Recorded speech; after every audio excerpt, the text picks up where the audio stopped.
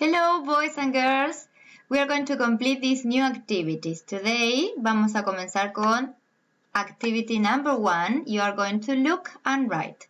We are going to use one of these words. Vamos a usar las palabritas, these actions que tenemos en el recuadro and one of these answers.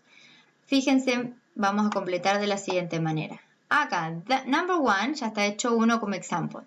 La acción que tengo en la picture A nos muestra acá, ¿Are they brushing the horses? Si tengo una cross, la respuesta sería No, they aren't.